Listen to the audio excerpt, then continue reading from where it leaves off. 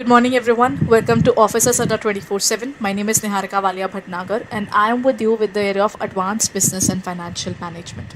Today, I'll be talking about the area of, we were continuing with the area of organizing, so I'm going to talk about more questions relating to organizing today.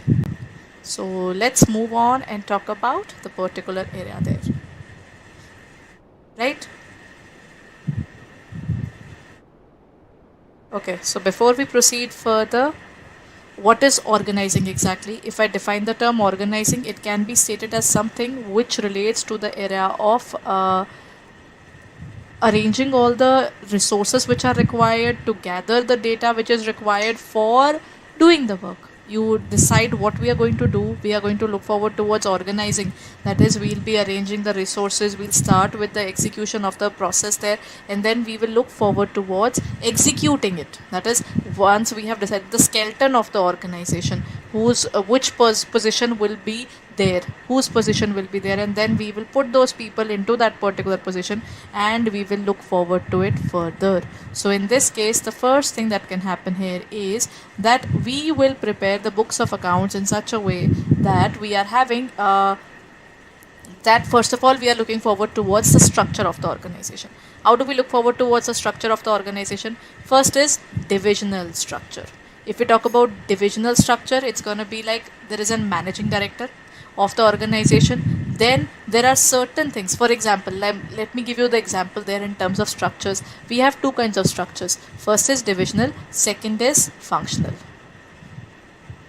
Right? If I talk about functional structure, it is the structure that relates to the area of functions of the organization. For example, HR department, accounts department. Then we have the area of HR, accounts, finance department is also there, production department. Then we have the area of sales, advertising. All these different wings are formed in the organization. When we have all these things already settled, that is a functional organization. It works that way. Then we have something called divisional structure. If we talk about the divisional structure, this particular structure is used when the size of the organization is quite big and the organization is looking forward towards multiple products. So functional structure refers to the structure where there is only one particular product and they are just having different departments, while divisional structure can be stated as a particular method in which they will look forward towards the area of organization where they have the MD there and they are looking forward to different workings there. For example, we have cosmetics, we have garments, we have footwear, we have skincare, we have medicines. These are umbrella organizations which has multiple areas. So what they'll do is, first of all, they will create a different companies, and when they create different companies and they, for example, just looking at garment section, under garment section they have HR, under cosmetics they will also have HR.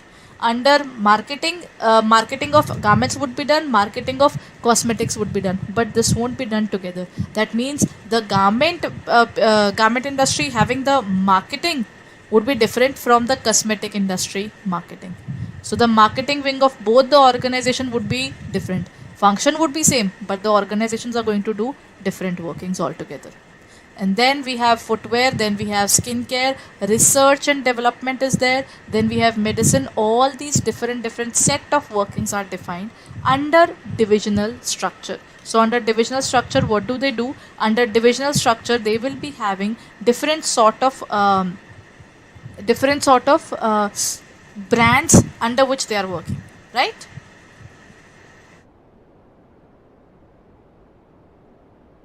So this is all about the functional and divisional structure in an organization structure. If I'm talking about organization structure, can you see when we talk about organization structures, strongly about the organization structure, I can say that when we talk about organization structure here, it is the particular plan in which we are going to keep the things in the organization. That's how I'm going to keep the things, right? So that is what we can state here. And then point there, which of the following is not a feature of the formal organization? First is formal organization. informal organization. There are different types of organization structure. Under formal organization structure, it specifies the relationships among various job positions. The standards of behavior of employees are evolved from group norms. It is deliberately designed by the top management. It places less emphasis on interpersonal relationships among the employees. Which of the following is not a feature of formal organization? If I look at formal organization, it's an organization which arises out of organization structure. We determine the way through which we are working. So in this case, it is a structure that comes out of, it is basically something that is deliberately designed by the organization, but in such a way that the standards of the behavior are evolved from the group norms. Nahin. Acha, which is not a feature na. Overall, what is feature of a formal organization? It specifies the relationship among the job positions. That is true. It will specify the relationship.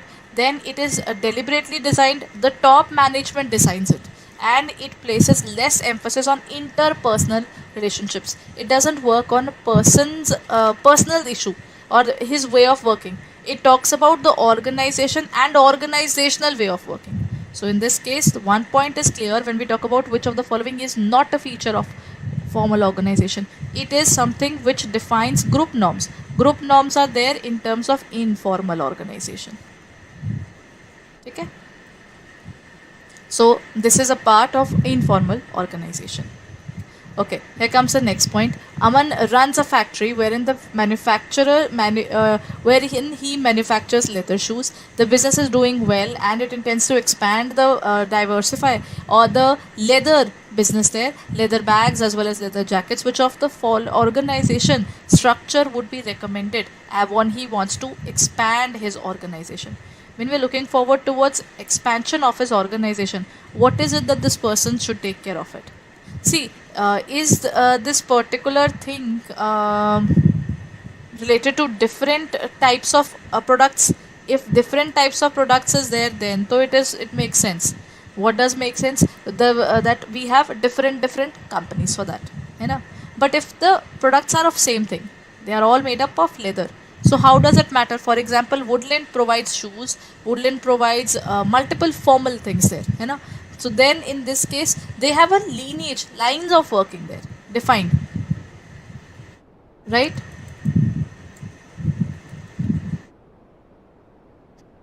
So in this case, what's happening is they have a specific separate line only, then you you create a new company. If it is the same old company, same particular things are being sold, then we will not create a new one. So will it be divisional, will it be functional, or both or none? In this case, it's gonna be a functional structure because leather is still the same, na? So it's gonna be functional structure. Then, due to proper organizing and division of work, Soliac Limited goes from systematic assignment of jobs among the employees. Which importance of organizing is highlighted here?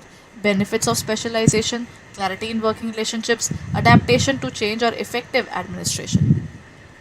Due to proper organizing and division of work, if we are looking forward towards proper organizing and division of work, what will happen? When we have defined what kind of working are we going to do, how are we going to do, then what will happen? Ultimately, you will do a specific thing, I will do a different thing. We have defined way of working. When we have defined way of working, then what will happen? Then we will take care of the work in such a way that if I do a particular thing, I will do it on a continuous basis, isn't it? That means I'm going to do repetition of it. If I keep on repeating the work, I become specialized in it. So in this case, the answer would be the benefits of specialization. Right? The answer is benefits of specialization. Next point. Armani Limited is pursuing diversified activities which require a high degree of specialization. Ultimately, the workforce is required to be very specialized, because if I am dealing in premium products, that is not FMCG. So the premium products requires the particular person to be very careful about the working, because premium good is basically a separate lineage altogether.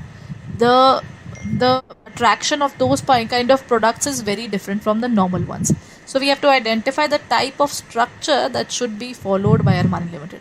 Functional, divisional, decentralized, or informal. So in this case, what would be the answer? Since they are making it very Specialized, it is gonna be functional because it is their specific product, not products. So when we have divisional, and when do we have functional? Functional and divisional, what's the difference? Functional and divisional. Functional is basically something which I can say which has only one product, and divisional has multiple products.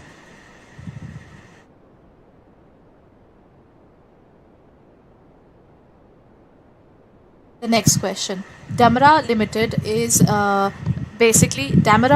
basically engaged in manufacturing television. The target is given to produce 500 TVs a day. There is an occupational specialization because you are constantly just making TVs. So there is no duplication of efforts of organization. Identify the type of structure that is described. Okay, the most important thing is here to find out the particular situation would be, are they manufacturing only televisions or are they doing anything else as well?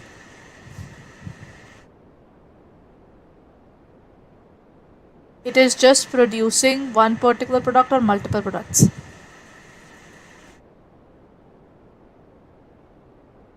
In this case, the organization is producing just one product. They are not producing multiple products. So in this case, the correct answer would be functional structure. When they would be looking forward towards a different product as well, if they would say they were there is one line producing this and the next line producing that, if there's a difference, then it would be considered that way, right? So the correct answer here would be functional structure. Authority granted to an employee should be more than the responsibility entrusted to him, less than the responsibility entrusted to him, equal to the responsibility entrusted to him, or all of the above. When we look at authority granted, what do you mean by the term authority granted? Authority granted can be the power that we are giving to someone to make decisions. So in this case, authority is going to be more than responsibility, authority is going to be less than responsibility, or authority should be equal to responsibility, or all of these are correct. As such, all these are basically children of delegation, sharing of power with the lower levels. So if we're talking about delegation, authority has to be more than responsibility, then the person will exploit the other person. It's obvious because he has more power. When authority is less than responsibility, in that case, what will happen is then the person will be a mere puppet. And when both are equal, then it will be treated as what? This is where that is ideal situation, because then accountability can also be established. So in this case, the correct answer would be equal to the responsibility entrusted in him. Basically, it can be stated well. There was a particular movie of Spider-Man in which one of his uncles, Uncle Ben, states that that with great power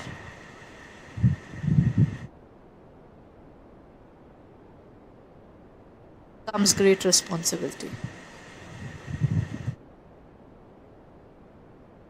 If there were kingdoms in our country, the kingdoms also, the kings also took up the responsibilities of their people as well. For example, if you look at Maharaja Ranjit Singh, or if you look at the Jhansi Ki Rani as well. So all these, if we go into the Indian history even, you will find if they were interested with power, they took the responsibility of their kingdom as well. The problem arises when the particular person has more power than his responsibility. That is something that happened with countries like Germany. Adolf Hitler was given immense level of authority while the people weren't really answerable to for the situations that were happening. So technically, what was happening in this scenario was he was having more benefits. So ultimately, that turns into an exploitative organization. Okay.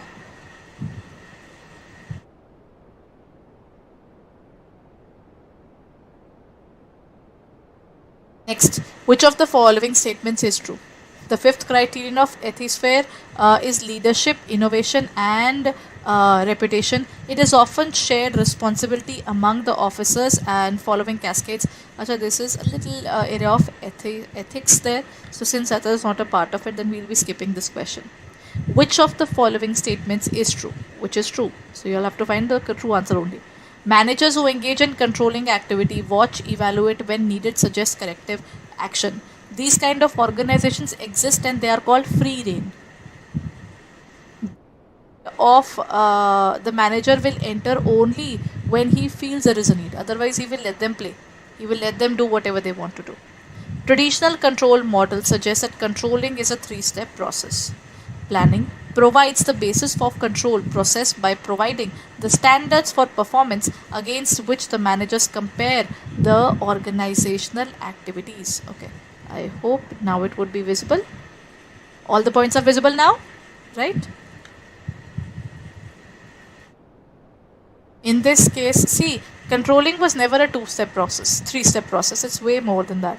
Ideally, there are 4 to 5 steps. So in this case, 1 and 3 are definitely correct. So planning gives the particular base to control. Now, Acha, you are going wrong. How do you find out you are going wrong? You have a plan and you are not working as per plan. That is where you have to work. So it's gonna be 1 and 3. So the correct answer is B. Okay? So this is the correct answer.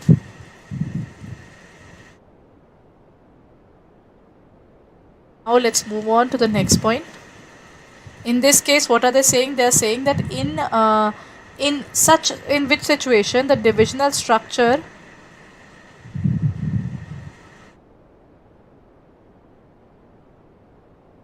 in such situation, the divisional structure happens to be appropriate, where the number of major products is more than one, where the size of the organization is quite large, both A and B, while primarily only one product is sold.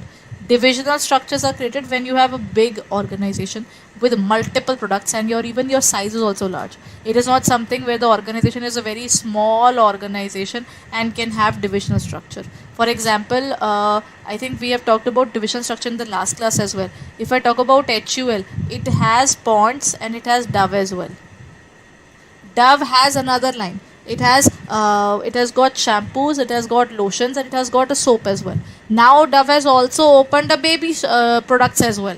Baby products for the kids are also available under Dove. So this means they created one specific brand overall which works on its own.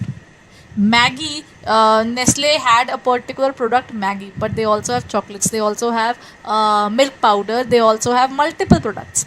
But then one particular product went well, so under the brand name of Maggie, ketchup, under the brand name of Maggie, they created the magic masala, they created pasta, they created sauces. That means one particular brand name, but divisional structure of Maggie is different from other products in Nestle. So the organization has to be extraordinarily big. Only then we will determine different products to be a part of it altogether, right? So that's the difference between divisional and functional structure. Acha, now the next point. What is the benefit of satisfying demands of the workers? Acha, this is more or less a part of the chapter number 1 units there, na? When we were talking about industrialization. To create a positive working environment among workers, to maintain financial records of the organization, to design marketing strategies, or to monitor the production process. Over the period of time, now earlier when people were looking forward to, if you look at the classical theories, old school theories were like we need production, that means we need to have industrialization. If we need to have industrialization, then what will happen? For industrialization, we need to make sure that we are producing something in the industry which is huge in quantity. So we want something which is huge in quantity, good in number. The people were obsessed with that. So when the production was focused only towards large scale, other things became invalid. So then after a certain period of time, they decided that, see, the point is you have to treat humans like humans, because everybody is not going to be the same every single day. A person gets tired, he gets physically, he would say he can be physically drained, he can be unwell, he can be mentally unwell, right? The stress obviously takes up your output as well. So when all these things are happening, so humans really tend to have a lot of problem. So when they do have problems, what do they do about it? So when they are having problems, then their output will definitely fall. So we'll have to make sure that we are fulfilling their demands. This is something which you can relate to the area of motivation as well. Till the time organization is not providing a particular reason to motivate the person, why would he give the work his maximum output there? So to get the maximum output, we will have to provide a positive environment. So all these things play a very important role in your overall organization culture, but also towards the area of the productivity of the persons there as well. So this is the entire portion relating to the organizing, right? So I think in the next class we'll be starting with the area of staffing. So but before we move forward to that, I hope you remember the second week has started, and at this point of time you have got roughly the second week has started. I think at this point of time 21st of August is the last date to fill up the form. That means you have got roughly 2 weeks left, including this week. So after the completion of this week, the late fees is going to increase further. I think it is right now 100 rupees per week. So in this week only, it is rupees 100 rupees additional, and then it is going to increase further. So if you are looking forward to it, then kindly register yourself as early as possible, so that you don't have to worry about that. And at the same time, you should do it as early as possible. Only then you will get the centers of your choice. Otherwise, you may face problems related to your examination center, right? So before we move towards the end of this particular session, if you have already started studying, that's really good. If you haven't started studying yet, what you can do is you can go through our website. What you can do is